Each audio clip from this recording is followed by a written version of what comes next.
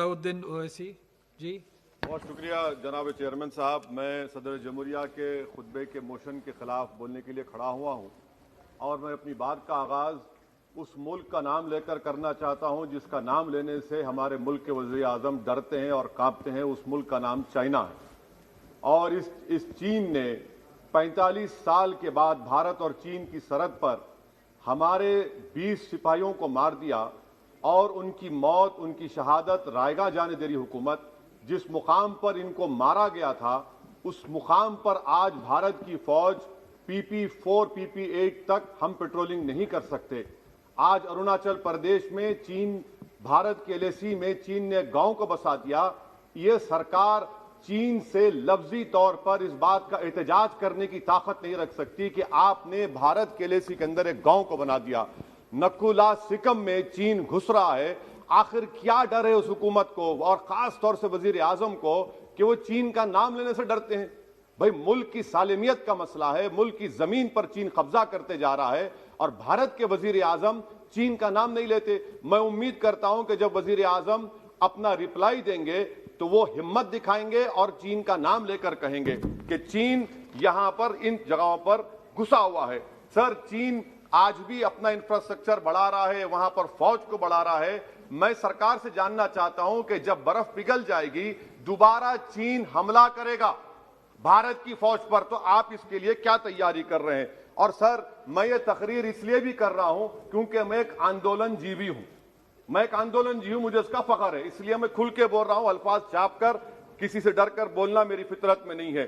अफसोस तो इस बात का होता है सर कि जिस जगह पर हमको इंफ्रास्ट्रक्चर बनाना था हमने टिकरी पर बना दिया। जिस जगह पर हमको वो इंफ्रास्ट्रक्चर बनाना था हमने सिंगूर में बना दिया। जो इंफ्रास्ट्रक्चर की जरूरत थी हमने गाजीपुर पर बना दिया, अरुणाचल प्रदेश में नहीं बनाया। आखिर हो क्या रहा है? क्या किसान से जो बर्ताव किया जा रहा है वो ऐसा लग रहा है कि वो चीन की फौज बनी हुई है और जो चीन की फौज से बर्ताव किया जाना था आप किसानों से कर रहे हैं? तो मैं इस हुकूमत से जानना चाहता हूं कि इंफ्रास्ट्रक्चर और ये किसानों से क्यों जुल्म किया जा रहा है? सर, यहां पर ये तीनों कानून को लेना पड़ेगा वापिस आपको, आपकी अना को थोड़ा मिटाना पड़ेगा और तीनों कानून को वापस लेना पड़ेगा। सर, यहां पर मेरे को साहिर लुधियानवी का एक शेर याद आ रहा है। मैं साहिर लुधियानवी के साथ माजरत के साथ उस शेर में तरमीम करके कहना चाहूंगा कि जो मौजूदा हालात पर के साहिर लुधियानवी का शेर को थोड़ा तब्दील करके कि चीन पर करम, किसानों पर सितम, रहने दे थोड़ा सा भरम, ऐ जाने वफा ये जुल्म ना कर। ये साहिर लुधियानवी ने कहा था। हाँ, आपसे पूछ के करेंगे क्या? आप तो टुट्टे शायर हैं, ना शायरी आती है आपको, ना जौक है, ना कुछ है, बोले जाते हैं क्या क्या बोलते हैं आपको ही मालूम। बहरहाल सर, ये जो किसानों का कानून है इसमें क्या काला है? काला इसमें यह है कि इस हाउस को एग्रीकल्चर स्टेट सब्जेक्ट है और कहां लिखा है संविधान में? एंट्री 14, एंट्री 28, शेड्यूल 7 में। और यह फेडरलिज्म के खिलाफ है। केशवानंदा भारती खास तौर पर कहता है कि फेडरलिज्म बेसिक स्ट्रक्चर है, तो यह सबसे बड़ा काला है। और सर, यह पूरा किसानों के इरिटेशन से क्या बात मालूम हुई कि सरकार को इस लोकसभा की अजमत, इसकी खूबसूरती की कोई इनके पास हैसियत नहीं है। सरकार इस ऐवान से डरती नहीं है। सरकार किससे डरती है? जब लोग रोड पर निकल कर आते हैं तो मोदी जी की नींद हराम हो जाती है।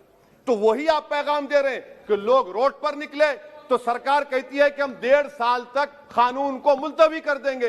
अरे आप कैसा बोलते? क्या इस ऐवान की तौहीन नहीं है कि आप यहां पर कानून अपनी ताकत की बुनियाद पर बनाते हैं और इस लोकसभा की अजमत को निस्तनाबूद कर देते हैं?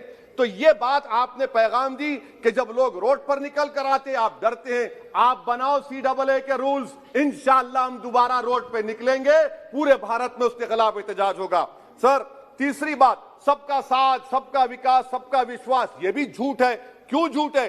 बाबरी मस्जिद के डेमोलिशन का केस आता है, जजमेंट आता है और केस में कहा जाता है कि किसी ने नहीं तोड़ा। अगर सरकार उस जजमेंट के खिलाफ अपील क्यों नहीं करती? अपील क्यों नहीं करती? एक क्रिमिनल एक्ट सुप्रीम कोर्ट ने कहा डेमोलिशन ऑफ बाबरी मस्जिद को। आप हुकूमत में हैं, आप अपील इसलिए नहीं कर रहे क्योंकि आप अपने लोगों को पैगाम देना चाहते हैं। क्या पैगाम देना चाहते हैं? कि बेटा काशी मथुरा में भी तोड़ दो, हम तुम्हारे साथ हैं। अपील नहीं करना चाहते बाबरी मस्जिद डेमोलिशन केस को।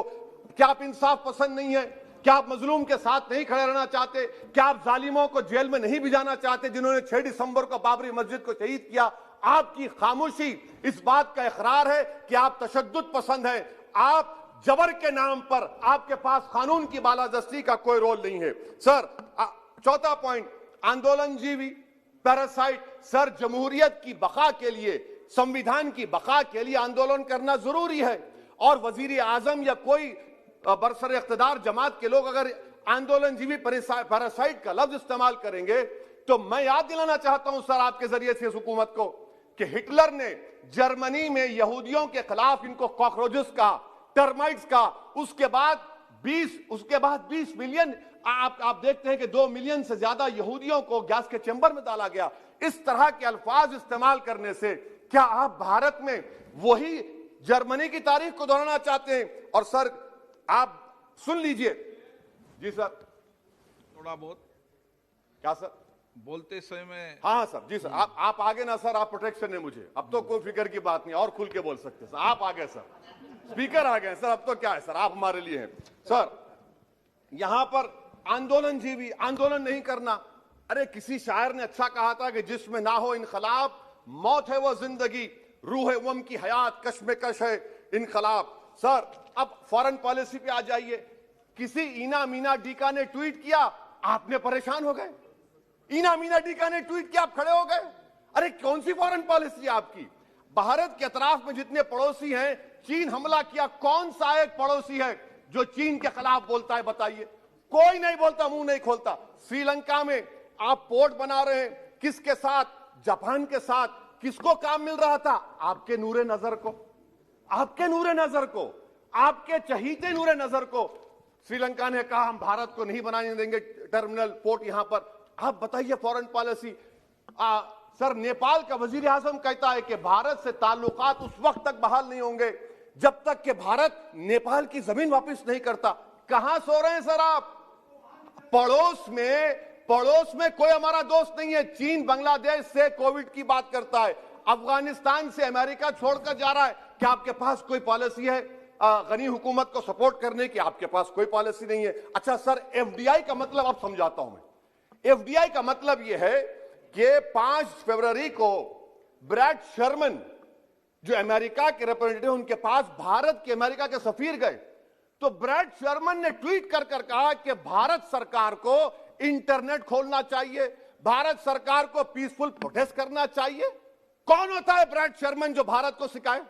ये एफडीआई है। और भारत सरकार का डिप्लोमेट, एम्बेसडर बैठकर उनका लेक्चर सुनता है, और उसके बाद क्या होता है? 3 दिन के बाद आप कश्मीर में इंटरनेट खोल देते हैं। ये आप एफडीआई कर रहे हैं, हम नहीं कर रहे हैं। अच्छा, बात कश्मीर की आई। कौन है इम्तियाज, कौन है अबरार, कौन है इब्रार? इनको शोपियान में एनकाउंटर पर मार दिया गया, प्रूव हो गया।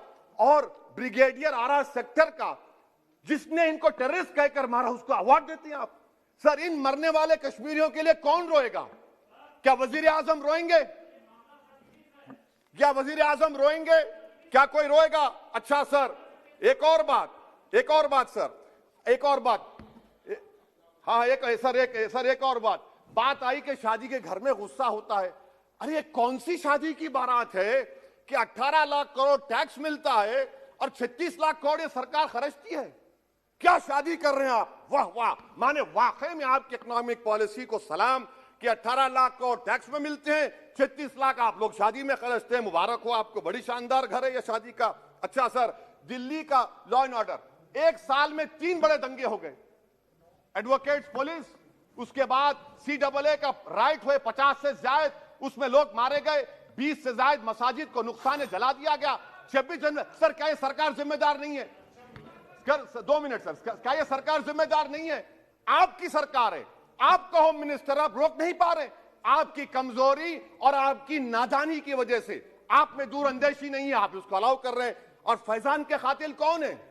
क्यों नहीं पकड़ा फैजान के कातिल को आपने अब तक? जिन बच्चों को रोड पर मारा जा रहा था, जनगण मन बोला जा रहा था, एक तरफ तब तक नहीं पकड़े आप। अच्छा सर, आखिर में मैं आपको याद दिलाना चाहता हूं कि इसमें एस्पिरेशनल डिस्ट्रिक्ट्स 11 में से 20 बैकवर्ड डिस्ट्रिक्ट्स नीति आयोग के सीमांचल मुस्लिम डोमिनेटेड है सर।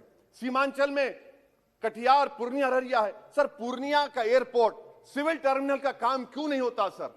अब आ जाइए सर माइनॉरिटीज पर। 3 स्कॉलरशिप स्कीम है, मैं पुकार रहा हूं, मुतालिबा कर रहा हूं कि डिमांड ड्रिवन करो। सरकार ने 2020-21 में 3 स्कॉलरशिप के लिए 2265 करोड़ का ऐलान किया। कितने पैसे आपने दिए? सबका साथ, सबका विकास, सबका विश्वास, 436 करोड़ रुपए। किसको झूठ बना रहे हैं आप? पढ़िए आप लोग। अच्छा सर, उसके बाद आप देखिए कि कितने लोगों को कितने माइनॉरिटी स्कॉलरशिप नहीं मिली। 36,000 माइनॉरिटी स्कॉलरशिप नहीं मिली। और सबसे ज्यादा इलिटरेसी मुसलमानों की है, लेडीज की है। आप बोलते नहीं है। इसीलिए सर मैं आखिर में आपके जरिए से हुकूमत से अपील कर रहा हूं कि आंदोलन होगा, नाइंसाफी के खिलाफ आवाज उठेगी, संविधान को बचाया जाएगा। नरेंद्र मोदी भारत के वजीर आजम है, दिल्ली सल्तनत के बादशाह या जहां पनाह नहीं है। जिल्ले इलाही का दौर खत्म हो चुका है, जहां पनाह का दौर खत्म हो चुका है। मोदी की आंखों में आंखें डालकर उनकी गलतियों को बोला जाएगा। इसलिए शायर ने कहा था कि जो चुप रहेगी ज़बान खंजर, लहू पुकारेगा आस्ती का। बहुत बहुत शुक्रिया सर। श्री